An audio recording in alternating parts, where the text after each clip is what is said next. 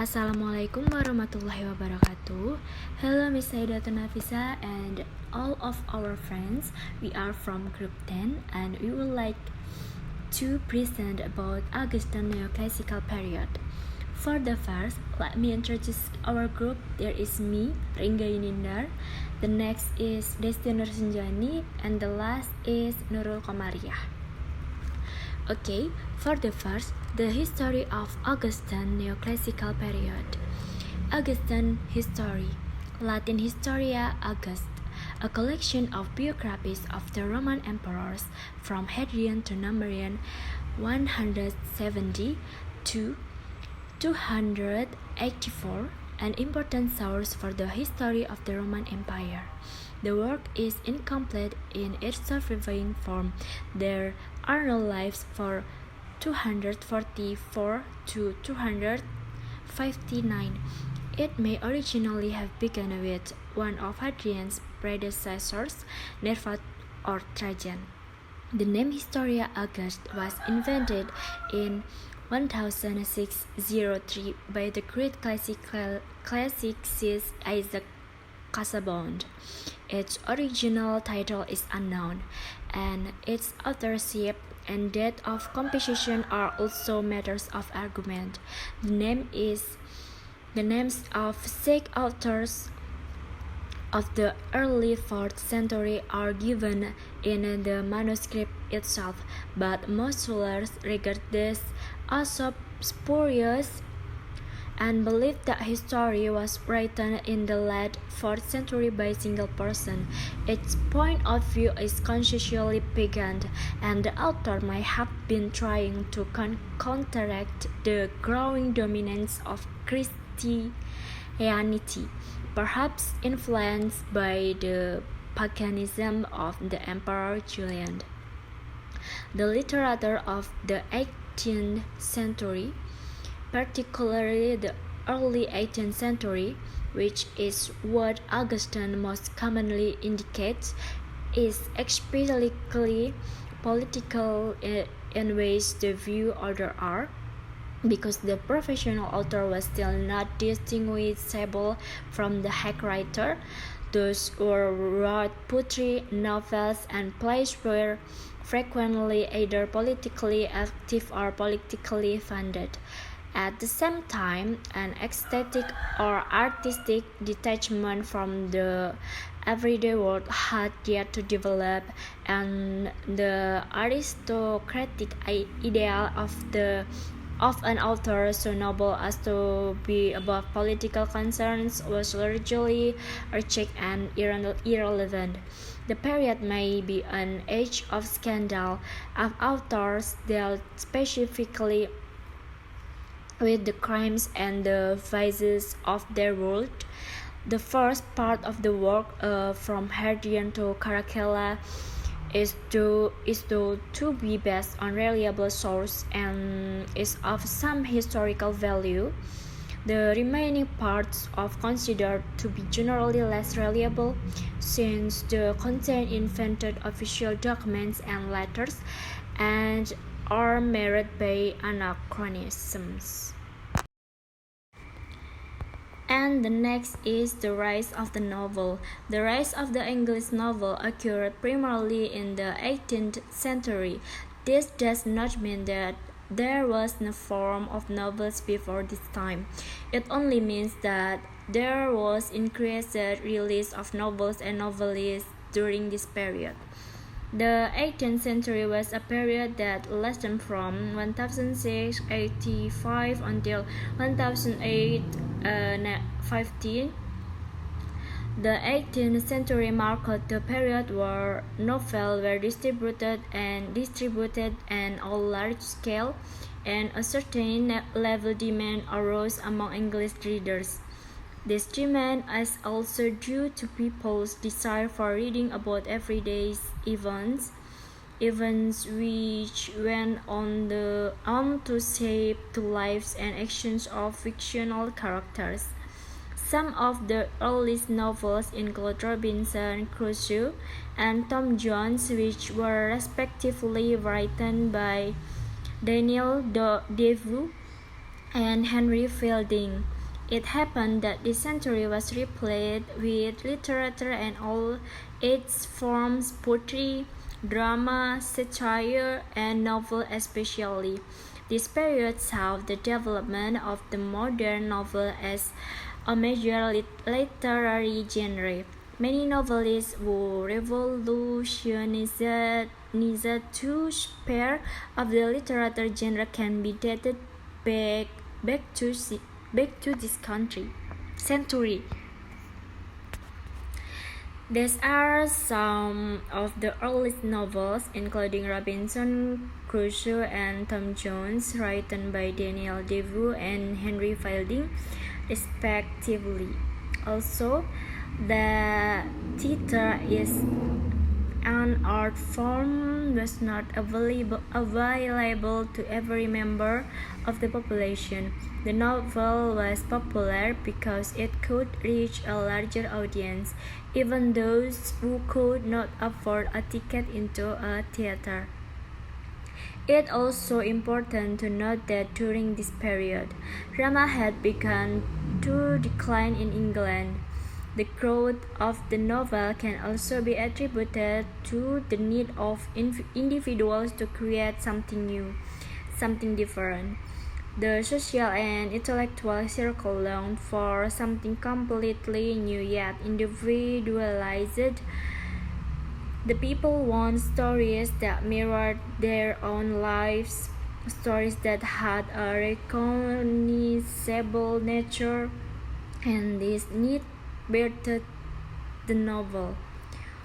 Furthermore, the rise of the middle class in the 18th century have a direct effect on the rise of novels. David Daisies, a historian, said, "Novel was in large measure the product of the middle class, appealing to middle class ideals and sensibilities. A patterning of imagined events set against a clearly realized social background and taking each view of what was significant in human behavior from agreed public attitudes." Another factor responsible is the popularity of newspaper in the 17th century and the growth of periodicals. For example, the novel Pamela by Samuel Richardson was originally intended as a series of letters, but instead it was made into a novel. The newspaper helped the reading culture among the lower class. Conclusively, the rise of realism in the 18th century also affected the growth of the novel.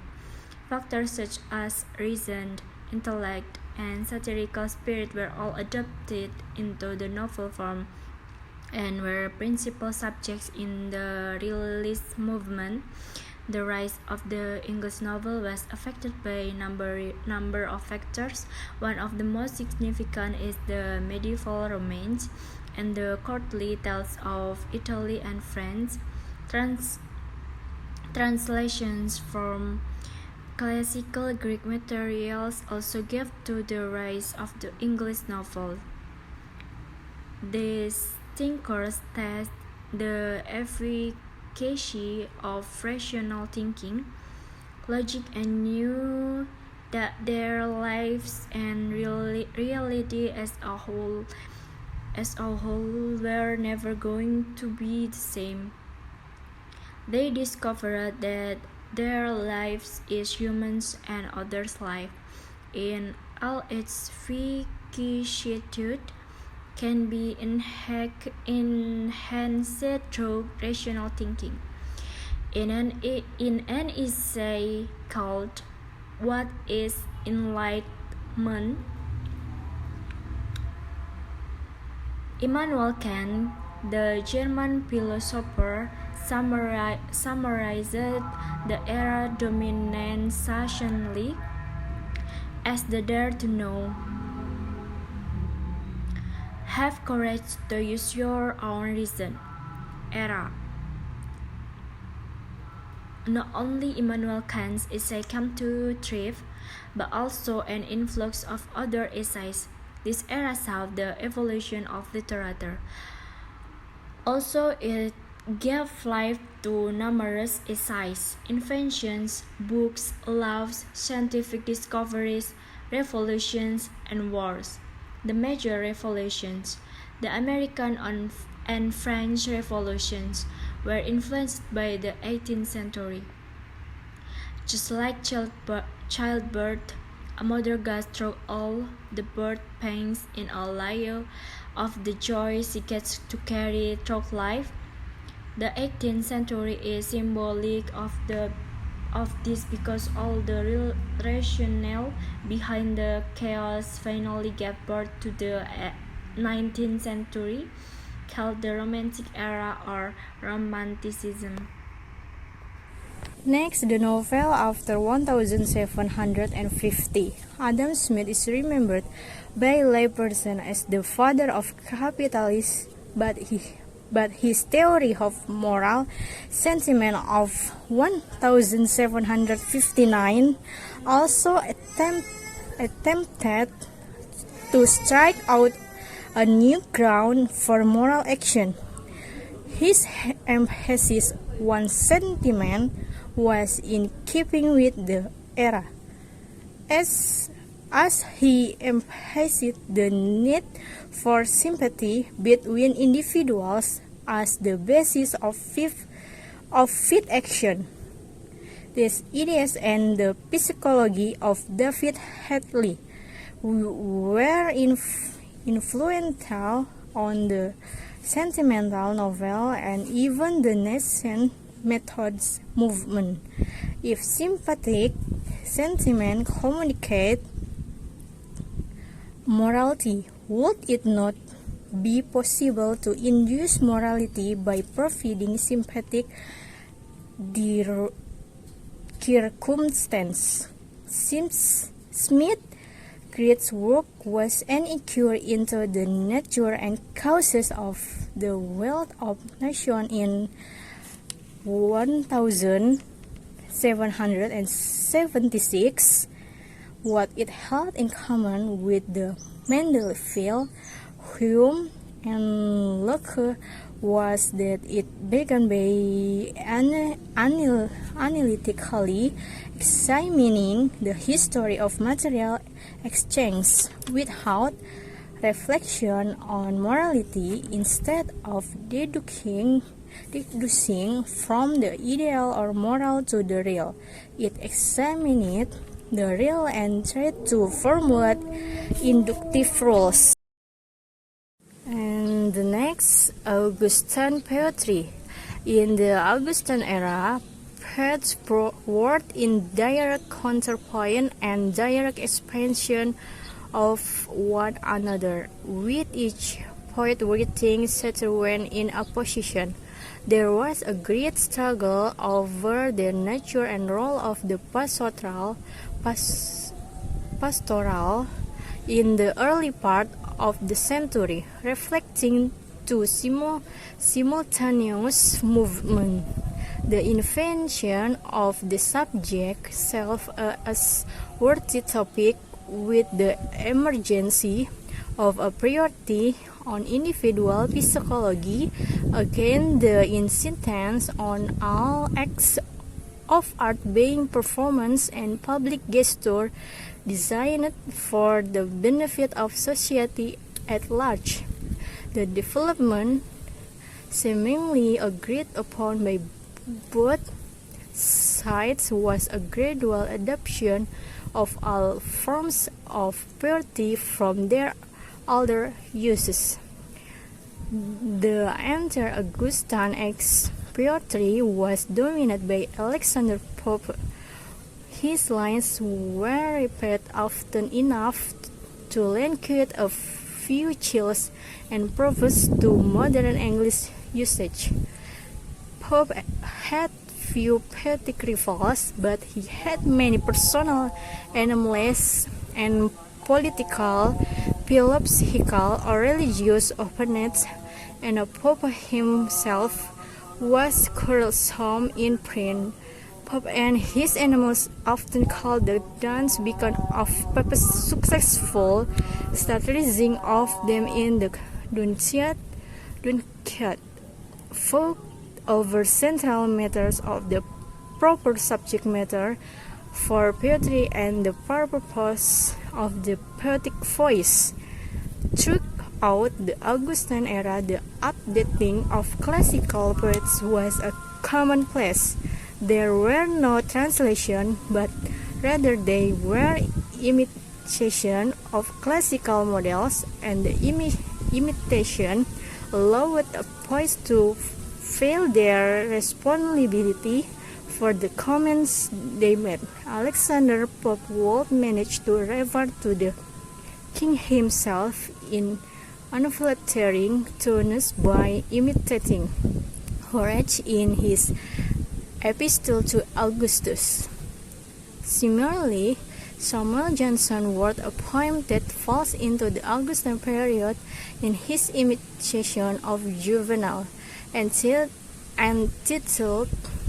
London. The imitation was inherently conservative, since it argued that all that was good was to be found in the old classical education, but these imitations were used for progressive purpose, as the poets who used them were after doing so to complain of the political situation. Okay, next, journalism and criticism. English essays were aware of continental models, but they developed their from independently from that tradition, and periodical literature grew between 1692 and 1712. Periodicals were inexpensive to produce, quick to read, and a valuable way of influencing public opinion, and consequently there were many broadsheet periodicals headed by a single author and staffed by hirelings, so-called group street author. One periodical outsought and dominates all others, however, and that was The Spectator, written by Joseph Edison and Richard Steele, with occasional contribution from their friends. The Spectator developed a number of pseudonymous characters, including Mr. Spectator, Roger the Coverly, and Isaac Bickerstaff, and both Edison and Steele created fiction to surround their narrators. The dispassionate view of the world, the push of a spectator rather than participant, was essential for the development of the English essay, as it set out a genre wherein Edison and Steele could comment and meditate upon manners and events. Samuel Johnson's command of word and his practical wisdom gained a following as he published more than 200 essays, offering insight into the values of human nature and moral perseverance, rather than being philosophers like Montesquieu. The English Encyclopedia and Honest Observer and his readers peer. After the success of The Spectator, more political periodicals of common appeared. However, the political faction and coalition of politicians very quickly realized the power of these types of peers of press, and they began funding newspapers to spread rumor.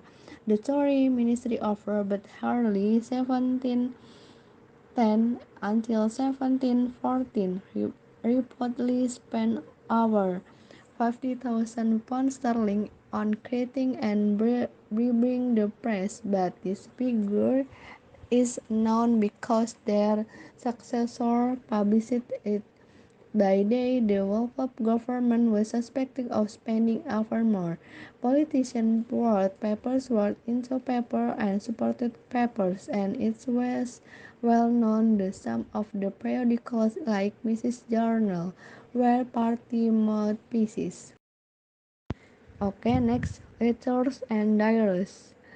The 18th century was a time of enlightenment progression occurring in all intellectual fields. However, the English language was deteriorating into the tangled mess. A group of London booksellers commissioned well-known essayist Samuel Johnson to compile a set of rules governing the English language. After 9 years and the help of six assistants, the first edition of a dictionary of the English language was published in 1755. Johnson's great knowledge of letters, words, and literature brought uniqueness to his dictionary. Its words defined in detail, with description of their various use and numerous literary quotes as illustration. This was the first dictionary of its kind containing 40,000 words and nearly 114,000 quotes. Packed together with was the first dictionary that could be read with pleasure. The definition full of width and depth of thought supported by passages from beloved poets and philosophers, which a reader could be content spending an evening poring over its pages. Johnson's choice of structure and format has certainly shaped future English dictionaries and lexicons and the role they play in language developments. Thank you. Okay, that's all from group 10. I think it is enough. Thank you for your attention. Wassalamualaikum warahmatullahi wabarakatuh.